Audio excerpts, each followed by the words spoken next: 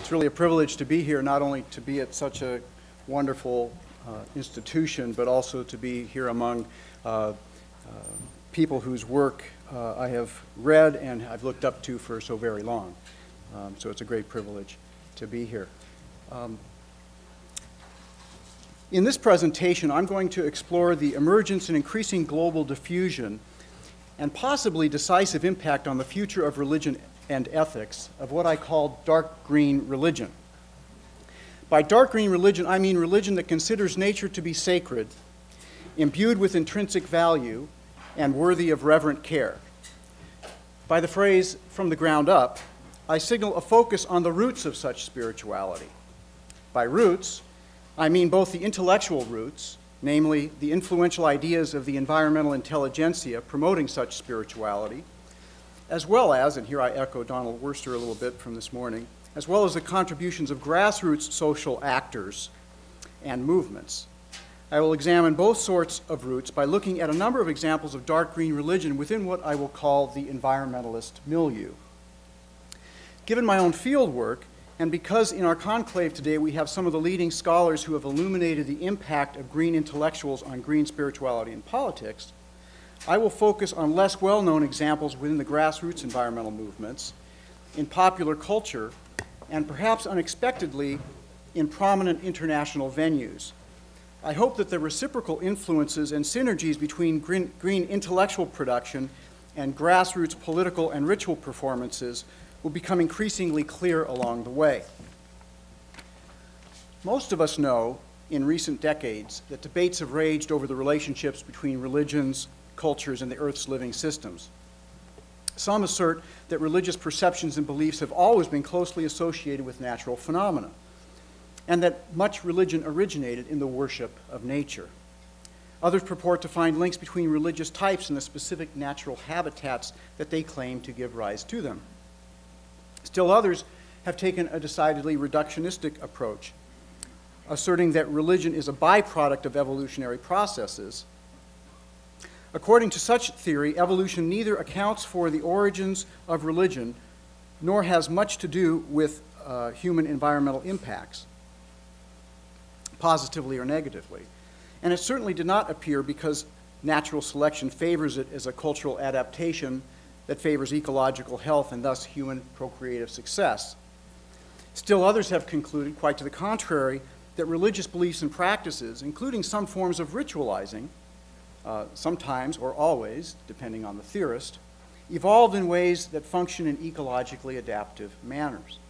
Such functional adaptationists provide a theoretical basis for the idea that religion can, or does, contribute to environmentally sustainable communities.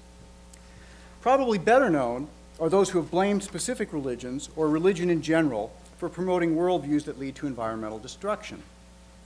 Such criticisms and the widely varied responses they generated led to a scholarly field most commonly called religion and ecology, and most prevalently characterized by efforts to recover or invent from the resources in existing traditions ideas that can be used to promote environmentally responsible attitudes and behaviors. This work has been undertaken both by religious thinkers, leaders, and practitioners, as well as by some scholars who focus on specific traditions and are interested in helping them to become more environmentally friendly. The most impressive example of this kind of scholarly enterprise was the series of conferences and the subsequent book series that unfolded between 1996 and 2004, right here, that we've already heard mentioned by Mary Evelyn Tucker and that she and others here were involved in. And these were conducted, of course, with support from a diversity of environmental, religious, and animal welfare groups, as many of you know. Put simply, the ferment has been about whether and where and under what circumstances religion has or might be green. In other words, does it or can it assume forms that promote environmental responsibility? While such a hope is difficult to maintain when looking critically at the available evidence, there are forms of green emergent that are emerging, and moreover, these forms are going global in dramatic, if yet nascent ways. It is this evidence that I will spotlight, and have been in recent writings. Today I will key in on a subset of green religion that I call dark green religion, Although both green religion and dark green religion have deep historical antecedents, their growing strength and contemporary novelties make it possible to consider them both new religious movements, as well as to suggest that they might well be contributing to an emerging global civic earth religion.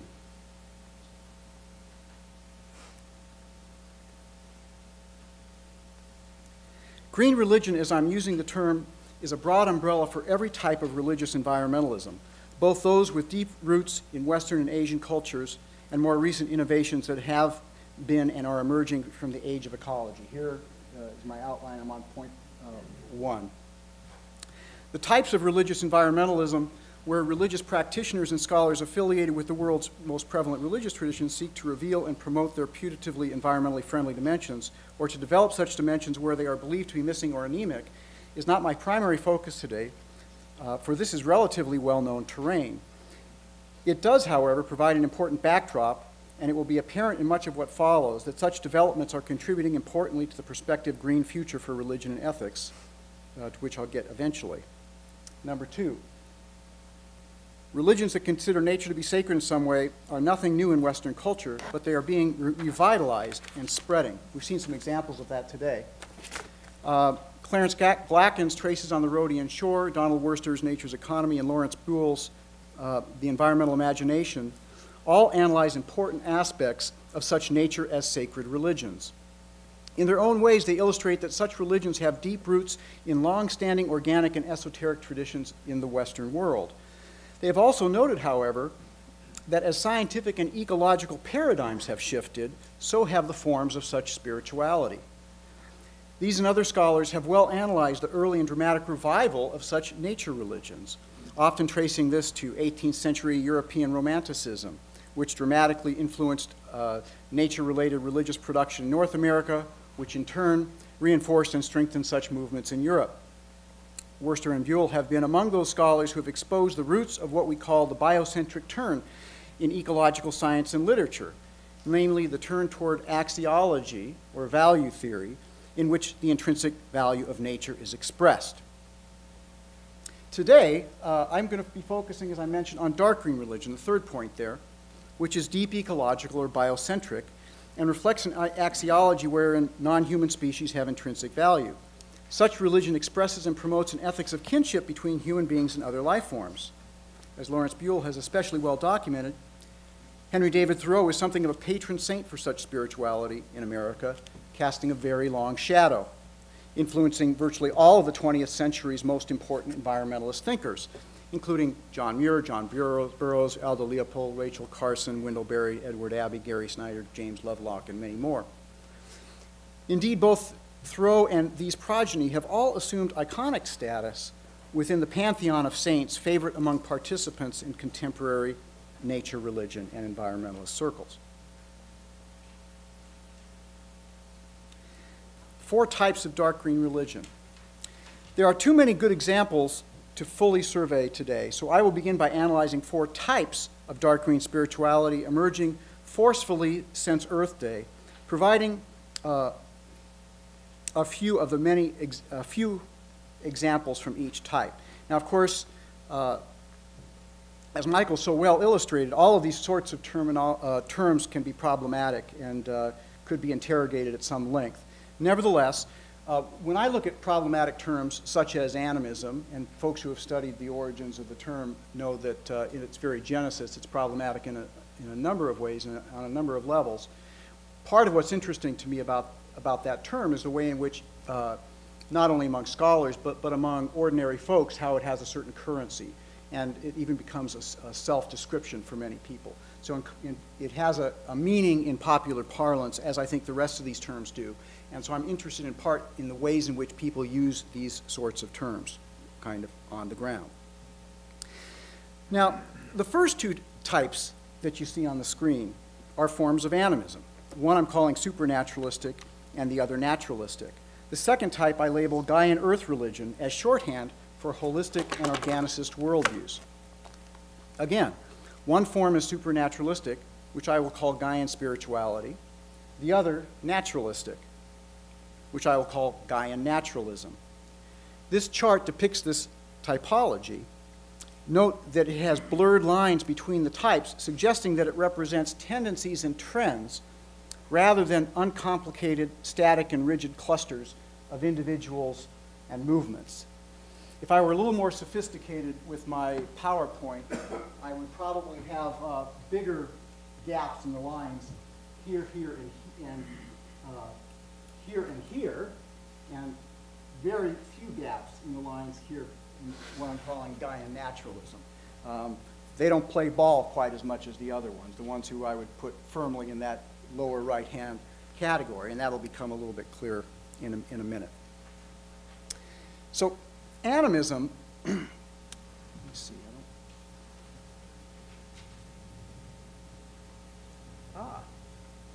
that thing did go away when we did the video projector controls. Here we go.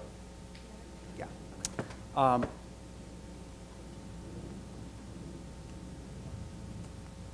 we can put that back on. Animism is most fundamentally about the perception of spiritual intelligences, or life forces, animating natural entities and living things. Animistic perception is often accompanied by ethical beliefs about the sorts of relationships people have or should have with such beings or forces, or conversely, with sorts of behaviors one should avoid with regard to them. Sometimes animism involves communication or even communion with such spiritual intelligences or life forces. Such a worldview need not, but may, involve the perception that the spiritual intelligences or life forces are divine and should be worshipped and or beseeched for favors. But such a worldview usually does enjoin respect, if not reverence for, and veneration of such intelligences and forces. I'm trying to parse my words here carefully when I speak of spiritual intelligences or life forces. With the term spiritual intelligences, I seek to capture the beliefs of those for whom there is some immaterial, supernaturalistic dimension to the animist perception. With life forces, I refer to those who are agnostic or skeptical of any immaterial dimension underlying the life forces they perceive and with whom they seek understanding and connection. In both cases, animism, as I am reconfiguring the notion, involves a shared perception that beings or entities in nature have their own integrity, their own ways of being, and even their own intelligences. With such animism, we can, at least by conjecture and imagination, sometimes through ritual action and other practices, come to understand something of these other life forces. Gaian Earth religion, again, as I am reconfiguring the construction, stands firmly in the organicist tradition and takes the biosphere, or the universe, as a whole, and the complex internal relations of its constitutive parts and energetic systems as the fundamental thing to understand and venerate. Moreover, such a perspective takes the whole, usually as understood scientifically, but not always exclusively so, as something of a model, and thus, defying the naturalistic fallacy argument, also as an axiology.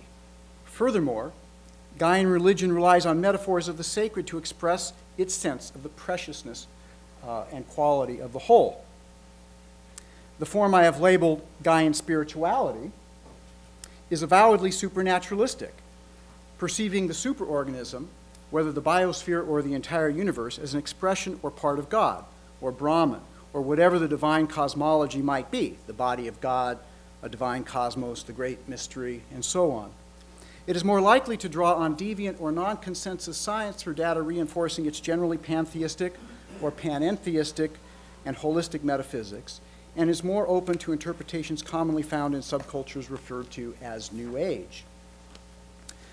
The form I have called Gaia naturalism is agnostic, if not skeptical or disbelieving toward any supernaturalistic metaphysics. It's more likely to restrict its claims to scientific mainstreams as a basis for understanding and promoting holistic metaphysics. Yet its proponents express awe and wonder when facing the complexity and mysteries of life in the universe, relying on religious language and metaphors of the sacred, not always self-consciously, when confessing their own sense of belonging and connection to energy and life systems that they participate in, inhabit, and study. Now, my reflections so far may seem rather abstract, but they're grounded upon long and close observation of the forms and diverse expressions of green religion both in the United States and abroad, especially over the past few decades, but also with an eye to historical antecedents, which is important also to the recognition of novelty and innovation. The second part of this paper reflects the main part of its title, From the Ground Up. And in it, I examine some specific examples of the 4 types of dark green religion that I have just briefly characterized. The final part of this paper explores what was signaled in the paper's subtitle, the implications of all this for a prospective green future of religion and ethics. I shall have to race through the second part, giving only a few examples today if I'm to leave any time to look at any depth at some of the things that lead me to speculate about the possibility of a robust green future of religion. Exemplars of such spiritual animism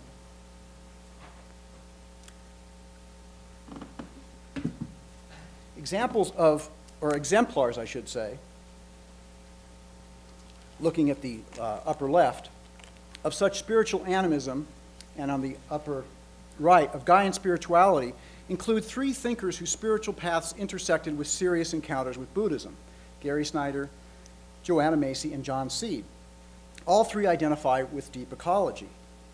Gary Snyder, best known as a beat poet and as one of the architects of bioregionalism, a green social philosophy that seeks to downscale political decision processes so that they can take place within differing ecological regions, places much energy and experimentation in this movement goes into developing regional cultures that can, quote, hear the earth's sacred voices and thereby more easily develop sustainable lifeways. In an interview, Snyder told me that he considers himself a Buddhist animist and conveyed that he thinks the world is full of spiritual intelligences. Most children and many indigenous people who live close to nature have such perceptions, Snyder asserted, but for the masses living in degraded habitats divorced from nature, this perceptivity is lost and must be self-consciously rekindled.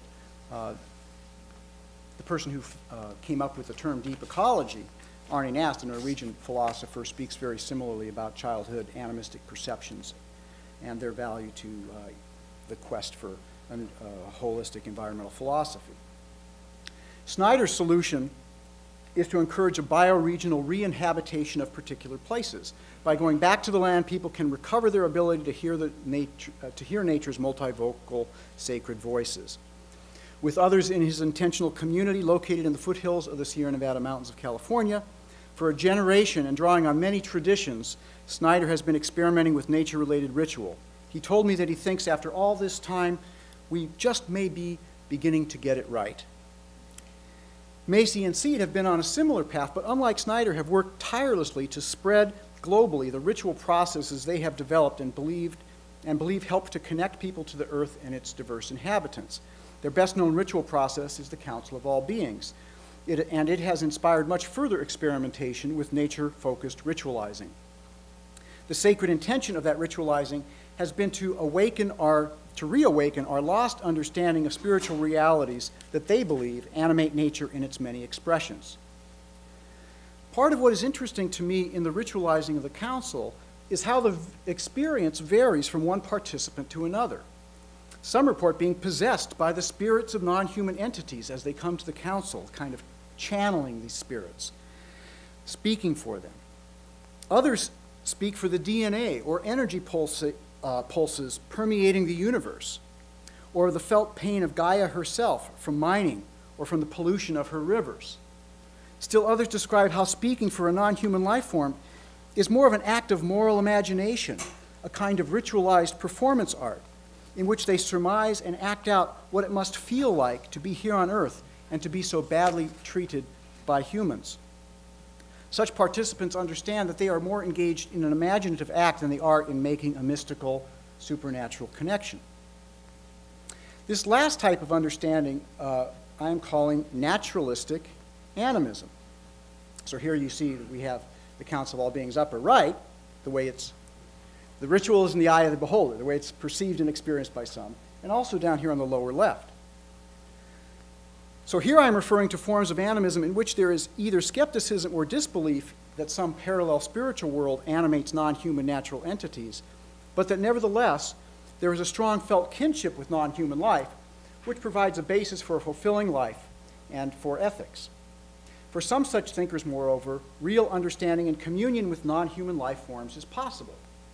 According to Donald Worster, this kind of felt kinship and the biocentric ethics that usually accompanies it can be grounded in evolutionary theory and traced directly to Darwin, who in Notebooks on Transmutation wrote, and as quoted by Professor Worster, if we choose to let conjecture run wild, then animals, our fellow brethren in pain, diseases, death, suffering, and famine, our slaves in the most laborious works, our companions in our amusements, they may partake of our origin in one common ancestor. We may thus be all netted together. Darwin realized that this kind of kinship ethic depended on an act of moral imagination, which he calls conjecture. For Darwin, this ethic involves reflection on our common ancestor and awareness that other animals suffer and face many challenges as we do. From this, a felt communion can arise, a kind of naturalistic animism that is independent of metaphysical speculation or supernaturalistic assumptions. Through interviews with both radical and pragmatic environmentalists, and in widely scattered environmental literatures, I've discovered that such a feeling is common for those who understand the evolutionary narrative and its supposition of a common ancestor. L. Freeman House provides another example of what I'm calling naturalistic animism. A friend of Snyder and a fellow pioneer in the bioregional movement in California, he was part of the hippie-sourced Back to the Land movement there. While living in a remote coastal valley, he became involved with and connected to the salmon, whom he and others labored to protect and bring back to viable populations. In a remarkable 1974 essay entitled Totem Salmon, he described the cultural, spiritual, and material significance of the salmon to the indigenous people of the Pacific Rim. These Aboriginal peoples had ceremonies to ensure that the salmon would take no offense when captured, and such a perception was based on, and here I quote, the notion that conscious spirit resides in all plants and animals. Therefore, the salmon is always perceived as a person living a life similar to that of the people who catch it, and the ceremonies have the practical effect of assuring the continuity of both species, salmon and human. I know from an interview with him that he shared the animistic spirituality that he attributed to the indigenous peoples that he had studied. But he also signaled the possibility of a naturalistic animism when he argued that the salmon speak to humans practically about appropriate human lifeways. To paraphrase what he told me, the salmon speak to people, if only by their disappearance. And one of the things that the salmon speak to people is, we need to get serious about this business of co-evolution. This kind of communication strikes me as a kind of naturalistic animism. Many other figures have can be considered in a similar light, including the environmental philosopher Paul Taylor, who argued that all beings who are subjects of a life and have interests that must be respected, and Tom Regan, who has articulated an animal rights philosophy grounded in his own affective and personal connection to sentient animals. But I will turn now to Aldo Leopold for my next example, who provides a bridge from animistic naturalism to Gaian spirituality.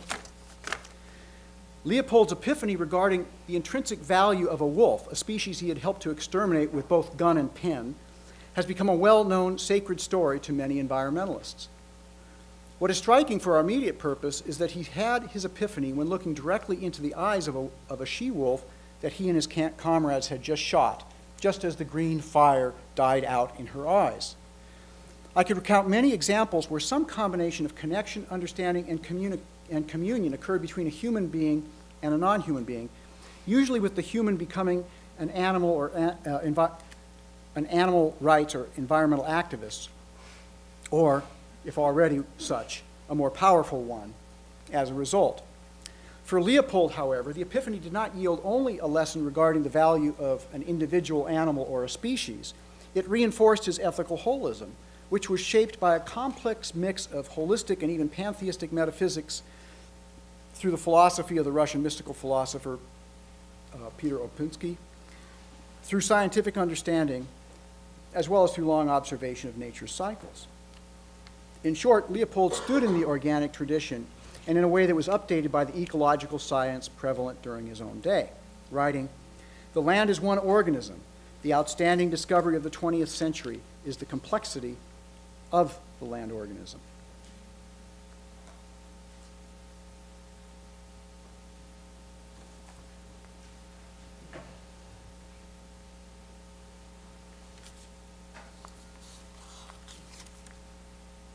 Okay.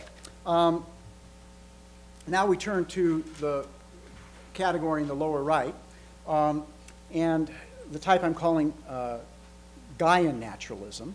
And I'm going to kind of walk through these types here: biocentric writers and activists, scientists, restoration ecologists, social scientists, and environmentalists, and just a few quick examples. Joseph Wood Crutch could be considered a green religious archetype.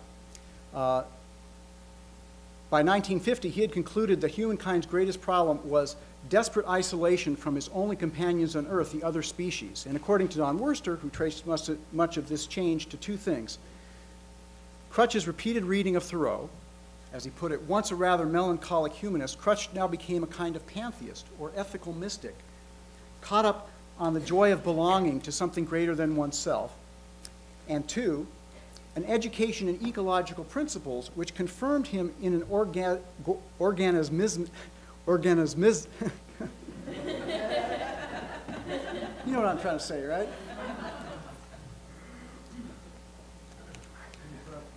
Organismics. Thank you. What he said. Organisms. That led directly to a moral awakening, a new sense of biological relatedness and communalism. Does Crutch presage a Gaian naturalism?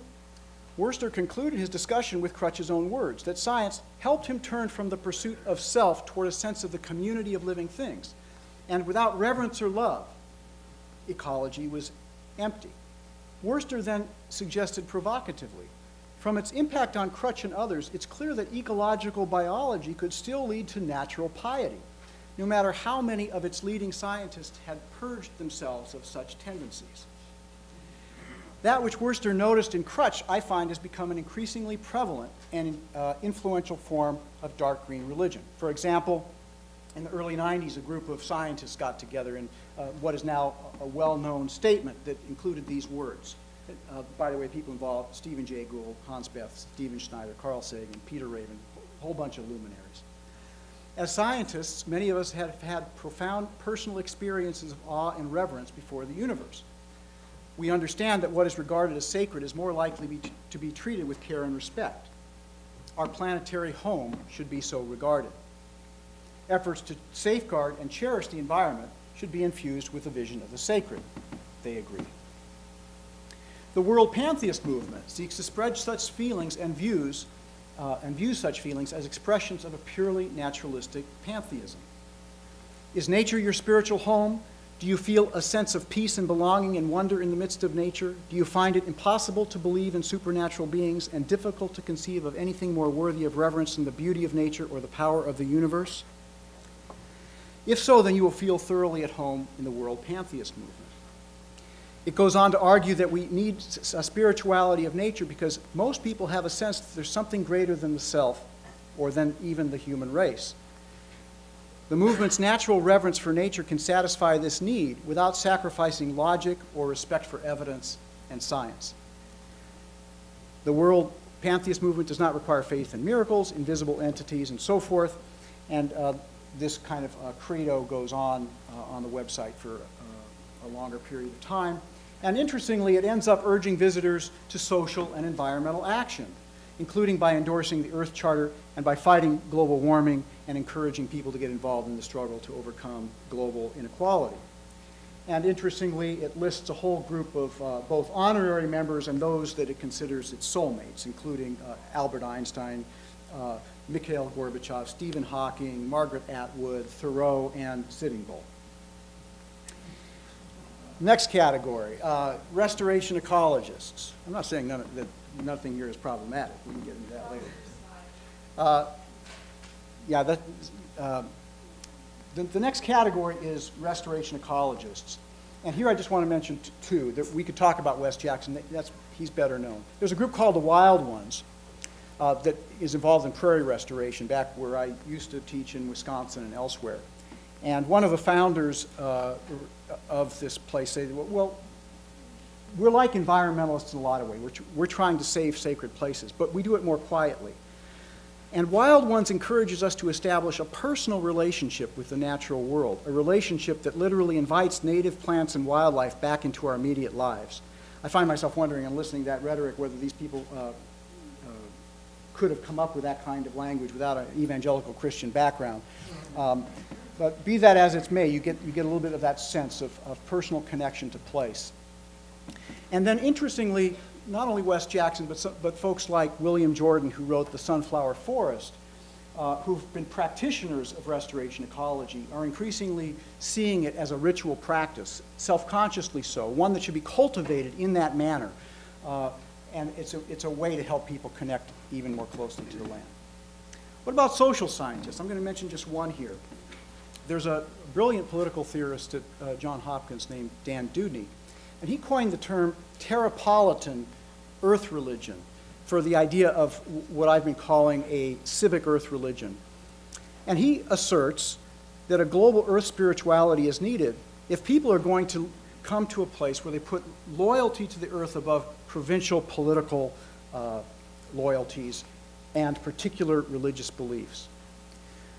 With such theory, such a spirituality could coexist with diverse, plural, traditional religious beliefs, while fusing these into a reverence for the biosphere that would galvanize humanity and work toward a sustainable world. Let me give you one example of this kind of sentiment. Well, no, I'm going to come back to that in a second. Last group here, environmentalists. This is one example, a poster from a Sierra Club poster. And I think somebody here said earlier that maybe environmentalists need to begin to take this religion variable more seriously. And here's an example where Sierra Club people are increasingly comfortable expressing their own form of what we might call a kind of naturalistic earth spirituality. Here it says, this is not about getting back to nature. It's about understanding we've never left. And look at the kind of implicit kinship ethic here with the human legs resembling the bark of the trees surrounding them. And then just from some of the prose there, this connection is as personal as it is fundamental. You either feel it or you don't. Sierra Club members feel it. When you accept your connection to nature, you suddenly can't look at the work without seeing something personal in it. You work for the planet because you belong to it. I could give you another example of this kind of animistic spirituality but with Jane Goodall, but I need to press on here. And I just want to focus for a minute on the root of the word religion. It's most commonly linked to the Latin root meaning to tie or to bind fast. And this kind of language, common within the environmental milieu, seems to signal a religious consciousness.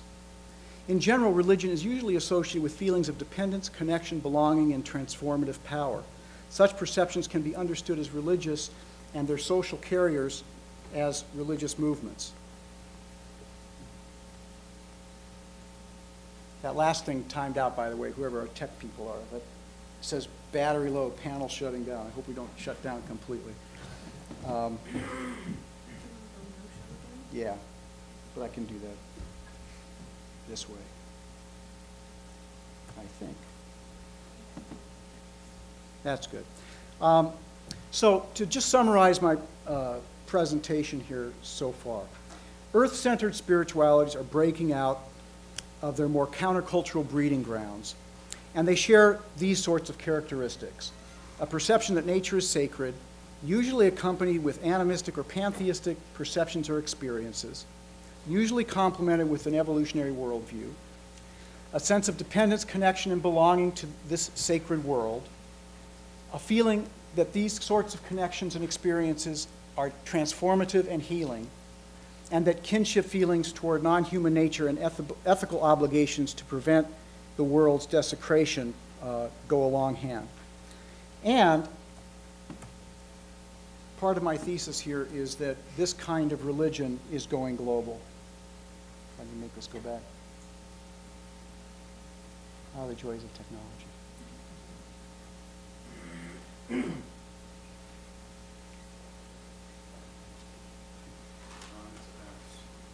Yeah, so just to, the third part of the paper here, and the part that I've had to, I don't know what happened on my screen here. I've got like two pages that's just for summary, and it's now AWOL.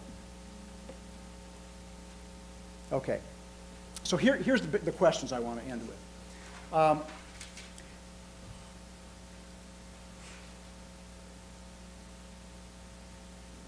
The evidence for this kind of globalization of green religion is widespread.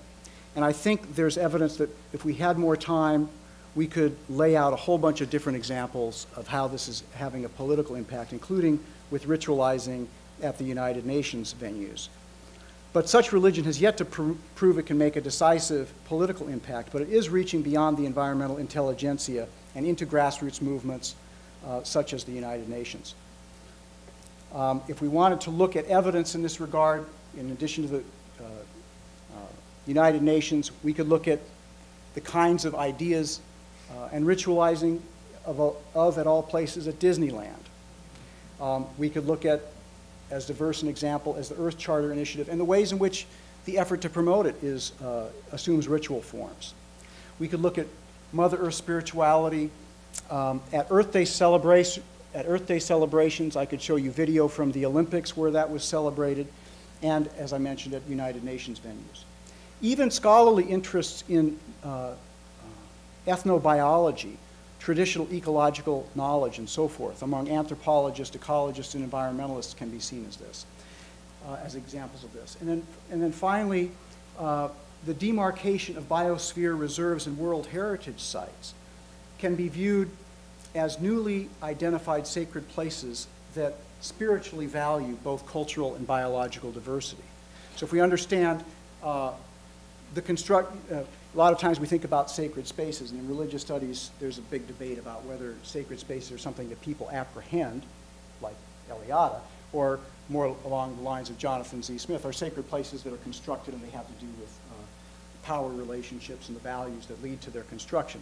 Well, even if we go with the Jonathan Z. Smith approach, we can get a sense that, I mean, clearly places that people consider sacred over time at some place, they were invented or constructed in that way. And through political processes and by both nation states and in United Nations venues, arguably there is the invention and construction of new sacred spaces, the kind of places that we find in Costa Rica and elsewhere that we talked about earlier, can be viewed in this way. And perhaps an expression of this kind of nascent, emerging, global civic earth religion.